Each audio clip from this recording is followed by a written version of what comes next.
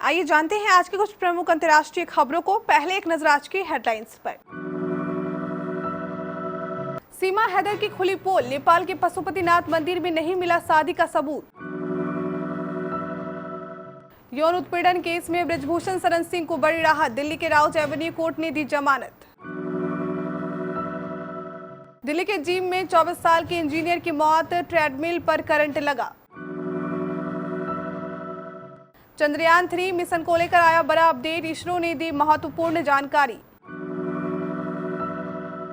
उसके एक्शन से गेहूं के लिए फिर तरसेगी दुनिया, बढ़ने लगा दाम, भारत से लेकर अफ्रीका तक होगा असर।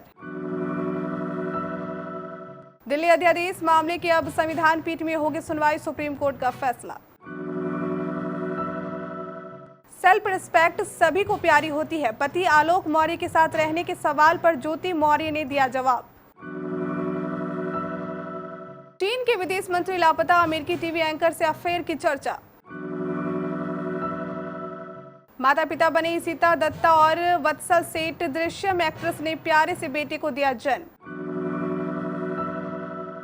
और दूसरे टेस्ट मैच में 74 रन बनाते ही विराट कोहली रच देंगे नया कीर्तिमान, विश्व क्रिकेट में मचेगा तहलका।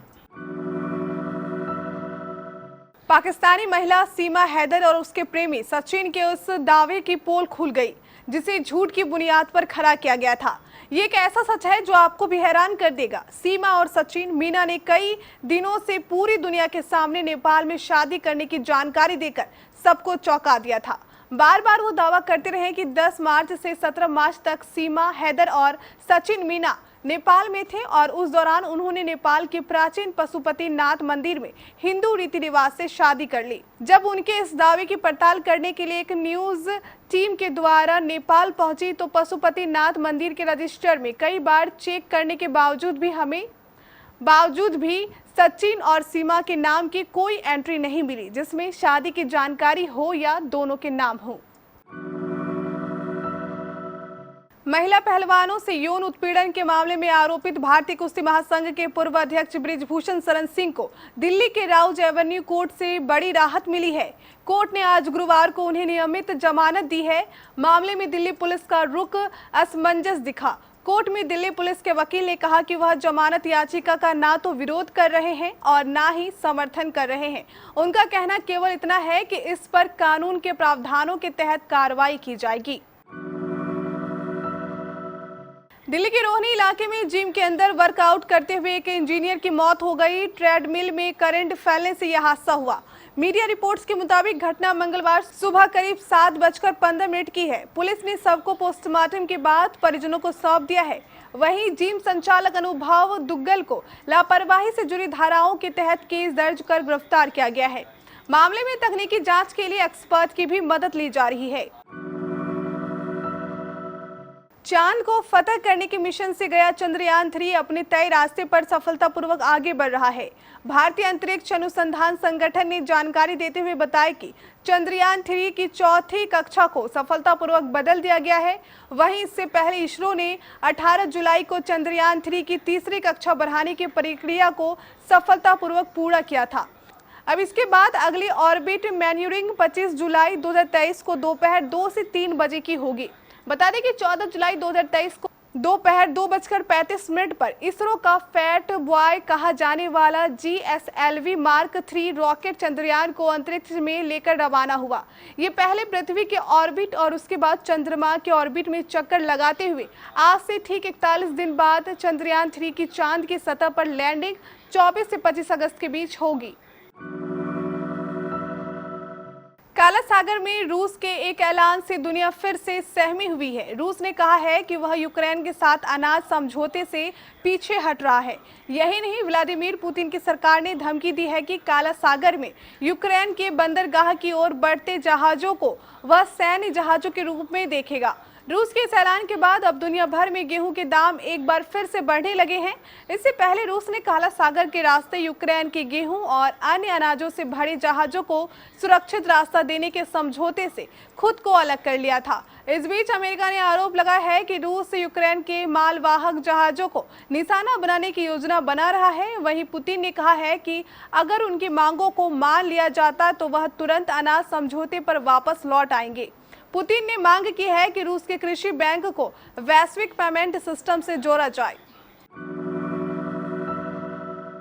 सुप्रीम कोर्ट ने दिल्ली अध्यादेश का मामला संविधान पीठ को भेजने का फैसला किया है। अब चीफ जस्टिस DY चंद्रचूड़ 5 सदस्यीय संविधान पीठ का गठन करेंगे। शीर्ष अदालत ने पिछले सुनवाई में संकेत दिया था कि इस मामले को संविधान पीठ को भेजा जा सकता है। सरकार की तरफ से पेश सॉलिसिटर जनरल तुषार मेहता ने कहा था कि मॉनसून सत्र में अध्यादेश पर चर्चा होगी, हो सकता है उसे किसी और रूप में पारित किया जाए। हालांकि दिल्ली सरकार ने इस अध्यादेश पर रोक लगाने की मांग की थी। पिछली सुनवाई के दौरान दिल्ली सरकार के वकील अभिषेक मनु सिंघवी ने दलील दी थी कि ऑर्डिनेंस पर रोक लगाई जाए, तब चीफ जस्टिस ने कहा था कि यह ऑर्डिनेंस है। एसडीएम ज्योति मौर्य इन दिनों बरेली में तैनात है और आजकल हर कोई इनके बारे में ही बात कर रहा है। वहीं प्रयागराज में ज्योति मौर्य और उनके पति आलोक मौर्य के बीच तलाक के केस की सुनवाई चल रही है।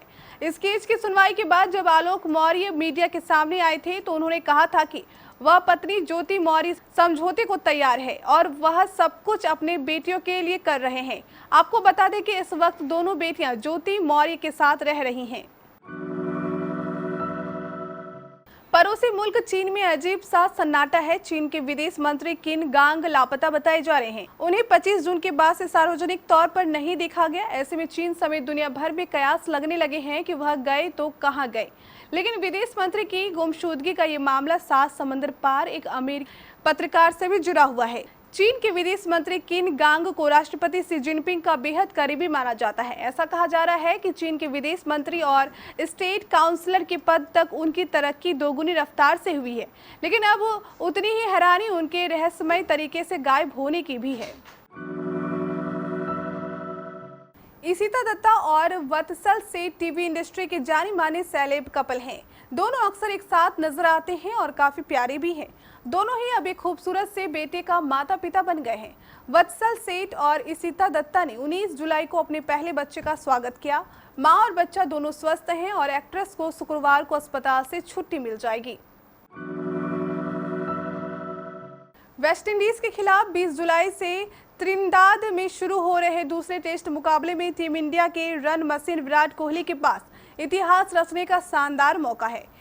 विराट के पास त्रिनिदाद में दूसरे टेस्ट के दौरान दक्षिणी अफ्रीकी बल्लेबाज जैक कैलिस का एक महारिकॉर्ड तोड़ने का मौका होगा। डोमिनिका में पहले मैच में भारत ने एक पारी और 141 रन से जीत दर्ज की थी, जिसके बाद टीम इंडिया ने 2 टेस्ट मैचों के सीरीज में 1-0 से बढ़त बना ली है। पहले टेस्ट मैच में विराट ने 76 रनों की पारी खेलकर अपने बल्लेबाजी का शानदार नमूना पेश किया है। ये थी कुछ हमारी अंतर्राष्ट्रीय खबरें। स्थानीय खबरों को जानने के लिए चलेंगे प्राइम स्टूडियो।